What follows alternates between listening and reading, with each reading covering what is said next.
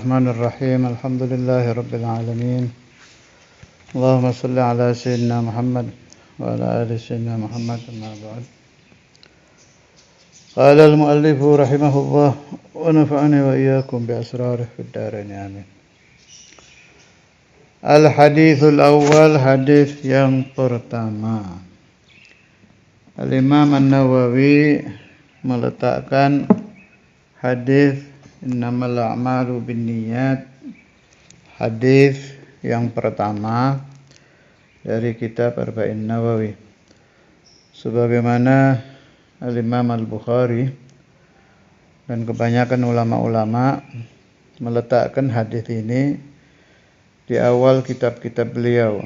Kalau di Sahih Bukhari, Kitab Badil Wahyi, Babu kaifa kana badul wahyi ila Rasulillah sallallahu alaihi wasallam wa qaulullah jalla dzikruhu inna awhayna ilaika kama awhayna ila Nuhin wan nabiyyina min ba'dih. Bawahnya hadis pertama, wa bihi qala haddatsana Al-Humaydi ila anqal sami'tu Umar bin Al-Khattab radhiyallahu anhu 'alal minbar. Jadi ini hadis disampaikan Sayyiduna Umar di atas mimbar di hadapan sahabat-sahabat, dan tidak ada satu sahabat pun yang membantah hadis ini. Imam Bukhari juga meletakkan hadis ini hadis yang pertama. Isyarah dari beliau-beliau itu supaya kita mendahulukan niat apapun yang kita kerjakan. Karena itu ulama membiasakan sebelum majelis selalu membaca niyatun nawaitu ta'alluma ila akhirih. Al-Amiril Mu'minin Abi Hafsin. Abi Hafs itu karena Sayyidina Umar mempunyai putri Sayyidah Hafsah, zaujatu Rasulullah sallallahu alaihi wasallam. Umar bin Al-Khattab radhiyallahu anhu qala. Sayyidina Umar ini selain khalifah, beliau juga min kubarul auliya. Pangkatnya di kewalian itu qutbiyah, wali kutub. Sayyidul muhadditsin. Bukan muhaddisin ya, Sayyidul muhadditsin. Pimpinan wali-wali yang mendapat ilham. Muhadditsin ay mulhamin. Orang-orang yang mendapat ilham langsung dari Allah Subhanahu wa taala, dan itu banyak ceritanya di hadis-hadis itu tentang Sayyidina Umar yang mendapatkan ilham, yang terkadang sebelum wahyu turun Sayyidina Umar sudah berbicara lebih dahulu. Itu manggaba azimah jiddan khususiyahnya Sayyidina Umar itu radhiyallahu taala anhu. Jadi kita harus jeli kalau mempelajari hadis, mempelajari riwayat sahabat. Kenapa bisa begitu? Ya dari murninya hatinya itu. Jadi orang kalau mendapat ilham biasa saja yang dialami wali-wali, ya, bukan yang kelas Sayyidina Umar, itu berarti dia harus sudah bisa membedakan itu ilham masuknya kan di qalb, kan di hati. Hati ini macam-macam isinya. Ada bisikan pribadi, ada bisikan syaitan, ada bisikan hawa nafsu, ada bisikan malaika, ada yang langsung ilham minallahi azza wa jal, otomatis biwasitati malakil ilham, otomatis ya. Memang ada sih yang diterangkan yang rabbani itu, ilham rabbani yang langsung Allah azza wa jal memberikan ilham ke qalbul wali tanpa wasitatul malak. Tapi itu kelas tinggi itu. Harus paham betul bahwa kalamullah azza wa jal bila sautin wala harfin. Kalau sudah sampai di qalbul wali dan bisa dipaham oleh si wali itu, otomatis itu sudah terjadi proses. Proses itu rata-rata biwasitatil malak, melalui malaikat ghaliban.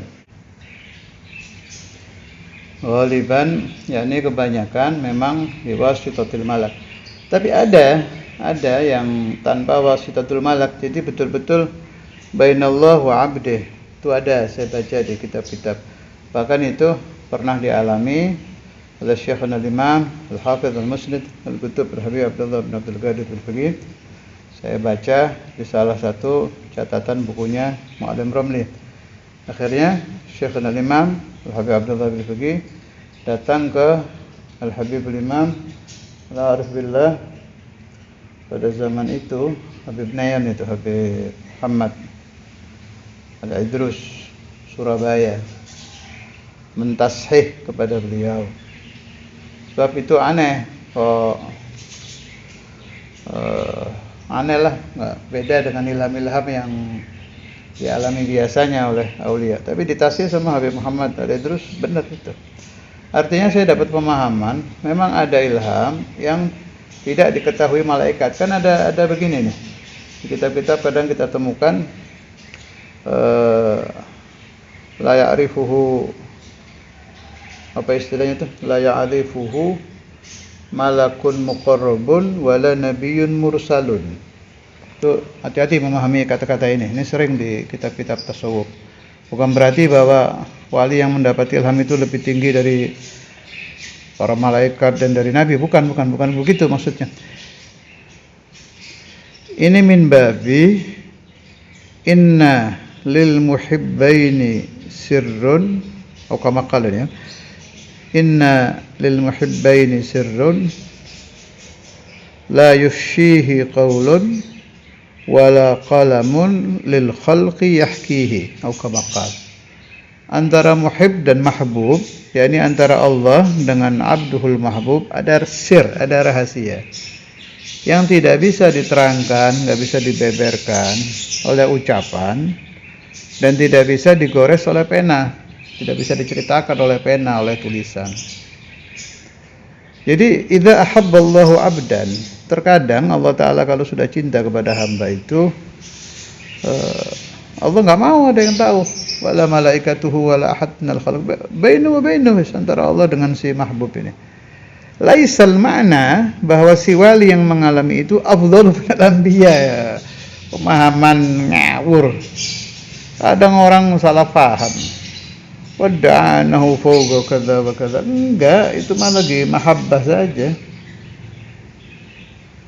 Enggak beda ada satu guru cinta kepada satu santri. Ya bukan berarti santri yang dicintai si syekh ini afdal minal mudarrisin yang lain, minal muallimin, dia kelas santri gitu. Tapi mahbub. Nah, hebatnya Sayyidina Umar bin Khattab ini, selain beliau kutub Sayyidul Awliya fi zamanih, selain beliau khalifatul muslimin juga fi zamanih, wa khalifatul Rasulullah sallallahu alaihi wasallam fi zamanih, beliau dapat magam itu, magam muhaddatsin. Jadi jangan dipaham bahwa wali yang mengalami tadi itu afdalu minal malaikati wal anbiya. Hasya wa kalla. Tidak kesana pemahamannya. Radhiyallahu anhu qala sami'tu Rasulullah sallallahu alaihi wasallam yaqul. Karena itu ya aulad, kita harus ada pemahaman musalsalah. Jadi bukan hanya hadis yang pakai an. Boleh, orang senang an bagus. Barokah semua isinya itu. Menyebutkan nama perawi-perawi hadis, perawi-perawi kitab fihi sir wal barakah. Zain itu. An fulan bagi yang mampu ya. An fulan mau hifdzan atau qiraatan silakan. Meskipun saya tidak masuk ke area itu, tapi setuju saya, bagus itu. Mendatangkan barakah, dzikru asma'is salihin. Walakin bukan hanya itu yang perlu di mu'an'anah dan musalsalah. Malah saya katakan ahammu min dzalik, pemahaman. Harus mu'an'anah. Hati-hati. Sebab orang salah baca teks, salah baca lafaz kitab atau hadis, no problem, kitabnya dilihat selesai. Saya ulangi. Orang salah baca hadis, Sami'tu Rasulullah sallallahu alaihi wasallam yaqul innamal a'mala binniyati atau innamal a'mali, salah baca gitu nahunya. Tinggal lihat kitab aslinya, dibuka baca kan selesai masalah. Tapi kalau salah pemahaman, ini kotor ini. Allah, salah pemahaman itu yang menyebabkan orang jadi Wahabi, jadi Syiah, jadi Mu'tazilah, malah jadi kafir, jadi murtad, jadi munafik. Itu semua gara-gara salah paham. Salah paham maksudnya pemahamannya salah. Salah paham tentang sifat wujud. Bilang Allah ghairu mawjud. Bidalil kata-kata panjang. Pemahaman Dahriyah gini, pemahaman Aristoteles ini sampai dia keliru pemahamannya, kafir. Kafir itu gara-gara salah pemahaman. Ada orang belajar di tempat-tempat Wahabiyah. Baca hadis ini terus pagi, siang, sore, malam dikasih pemahaman-pemahaman alam mereka. Hadisnya sih sama. Hadis mereka ya innamal a'malu binniyat juga yang dibaca sama. Tapi karena pemahamannya salah dan ditransfer ke pendengar, diikuti, salah paham jadi Wahabiyah. Padahal kitabnya sama. Karena itu saya berpendapat pemahaman yang musalsalah dan mu'an'anah lebih penting daripada teks-teks kitab yang dihafalkan dan dian-an oleh para guru-guru kepada santri-santrinya. Na'am, kilahuma muhim. Dua-duanya penting. Tapi pemahaman aham. Pemahaman ini letaknya di hati, diolah oleh otak, masuk ke hati jadi pemahaman. Allah. Saya sudah lama ini soalnya berurusan dengan orang-orang salah paham ini.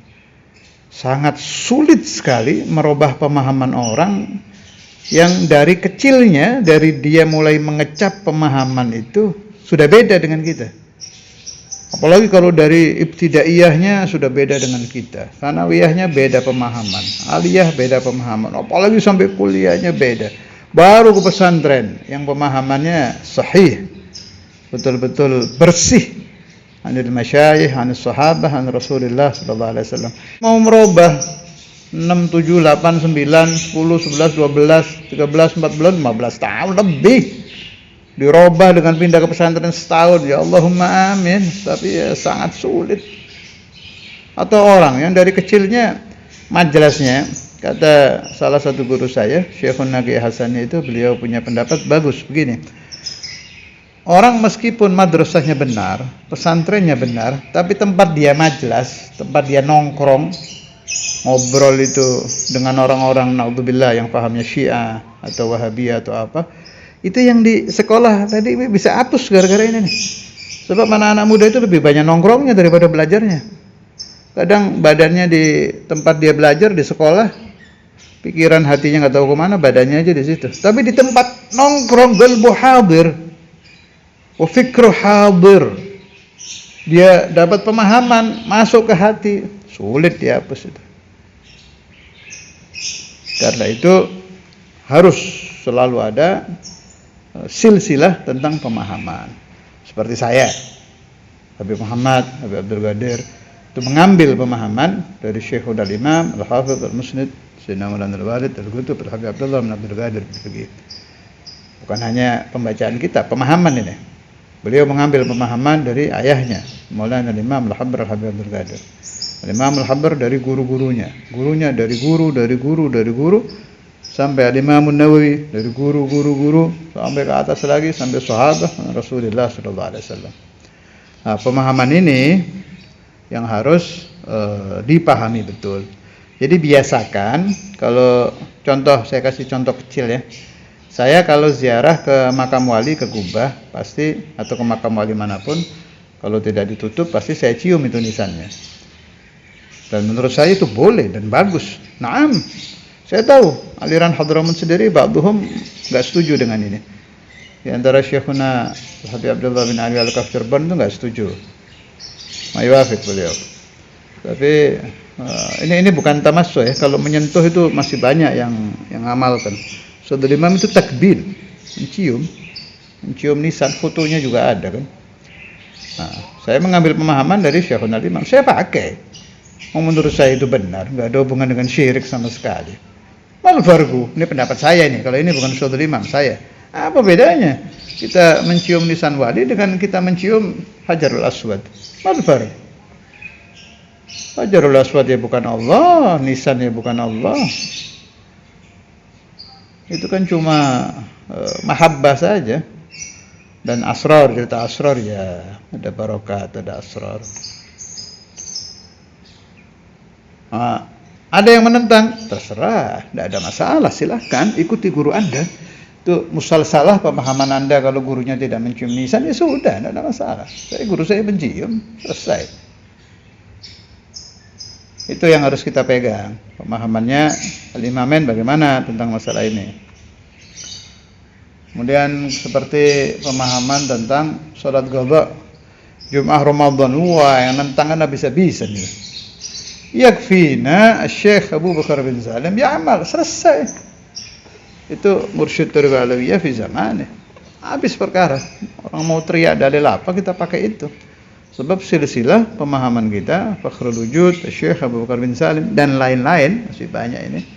Pemahaman beliau-beliau itu ini diamalkan.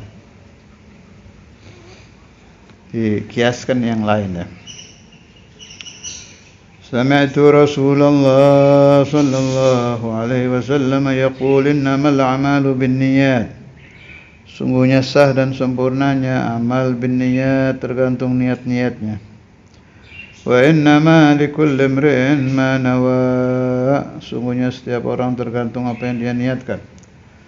Faman kanat hijratuhu, faman siapa orang kanat ada apa hijrahnya, ilallahi wa rasulih, untuk Allah dan Rasulnya, fa hijratuhu ilallahi wa rasulih, maka hijrahnya untuk Allah dan Rasulnya. Wa man kanat, siapa orang kanat ada apa hijrahnya, lidunyan yusibuha, karena dunia yang akan dia dapat, aw imra'atin, atau karena perempuan yang kihwa yang akan dia nikahi, fa hijratuhu ila ma hajara ilaih, maka hijrahnya tergantung apa yang dia berhijrah karenanya. Rawahu, meriwayatkan hadis ini Imam al-Muhadditsin, dua imam ahli hadis, Abu Abdullah Muhammad bin Ismail bin Ibrahim ibn al-Mughirah ibn Bardizbah al-Bukhari, wa Abu al-Husain Muslim ibn al-Hajjaj ibn Muslim al-Qushairi an-Naisaburi fi sahihayhima alladhaini huma asahhul kutubil musannafah. Yang meriwayatkan hadis ini Imam Bukhari Muslim. Kitab Sahih Bukhari dan Sahih Muslim diyakini sebagai kitab hadis yang paling sahih. Ay al-mu'allafah fil hadis wa ijma'ul muhaqqiqin minal ulama. Bi ijma'il muhaqqiqin minal ulama. Malah katanya sudah ijma' itu. Kalau asahhul kutubi ba'dal Quran Bukhari thumma Muslim. Perhatikan itu kata-kata ba'dal Quran. Lalu bagaimana pendapat Imam Syafi'i yang mengatakan ma ba'da kitabillah asahhu minal muwatta. Jadi Imam Syafi'i berpendapat ba'dal Quran yang paling sahih muwatta Imam Malik. Dijawab itu sebelum munculnya Sahihul Bukhari. Jadi pendapat Al-Imam Syafi'i bahwa Muwatta Imam Malik asahhul kutub ba'dal Quran itu sebelum munculnya Sahihul Bukhari. Kemudian Al-Imam Al-Bukhari radhiyallahu ta'ala anhu sudah dicoba berkali-kali pembacaan kitab Sahih Bukhari itu, lam yuqra fi karbin illa furrija wala rukiba bihi fi markabin faghariqat wa qad da'a liqari'ihi. Ini penting ini. Pokoknya kalau ada urusan-urusan wali-wali besar, ulama-ulama besar mendoakan pembaca kitab beliau atau pembaca wirid beliau, itu nasihat guru-guru saya itu igra'uh walau marrah. Di masalan ada imam sapa gitu, ngarang sholawat. Dan imam tadi mendoakan kalau ada orang yang membaca sholawatnya. Amalkan seumur hidup Anda walaupun 1 kali. Untuk apa? Dukhulan fi du'a'i hadza, untuk masuk di doanya imam tadi. Jadi ini diterangkan bahwa kitab Sahih Bukhari itu kalau dibacakan ketika musibah Allah angkat musibah, kalau dibawa di satu kendaraan akan selamat, kalau di laut ya tidak tenggelam, makna kalau di darat ya tidak tabrakan gitu. Tapi yang saya paling senang ini ada kata-kata wa qad da'a liqari'ihi. Beliau sudah mendoakan siapa saja, karena itu kan habaibuna itu di kota-kota kan kalau sudah bulan Rajab itu ya geraun Sahih Bukhari. Malah ba'dhum tiap pagi. Kayak di yang saya pernah hadir itu. Zaman hidupnya Al-Habib Al-Imam Al-Qutub Ali bin Ahmad Al-Attas Kalongan. Kan dibaca tiap pagi Sahih Bukhari itu. Dan adzun ilal an. Jadi Al-Imamain kadzalik, terutama Maulana Al-Imam Al-Habr maitu qira'ah Sahih Al-Bukhari. Saudara imam di majelisnya juga dibaca. Dan di mana-mana di dalam dan luar negeri habaibuna itu kalau tasawufnya yuhibbun ihya ulumuddin, kalau hadisnya yuhibbun Sahih Al-Bukhari. Ternyata ada ini nih, wa qad da'a liqari'ihi. والإمام البخاري مشهور مجاب الدعوة هذا الإمام البخاري. الله ينفعني وإياكم من بركات الإمام النووي، من بركات الإمام البخاري، من بركات الإمام مسلم، من بركات المحدثين، من بركات الأولياء والعلماء والأنبياء والمرسلين. وصلى الله على سيدنا مولانا محمد وعلى آله وصحبه وسلم والحمد لله رب العالمين.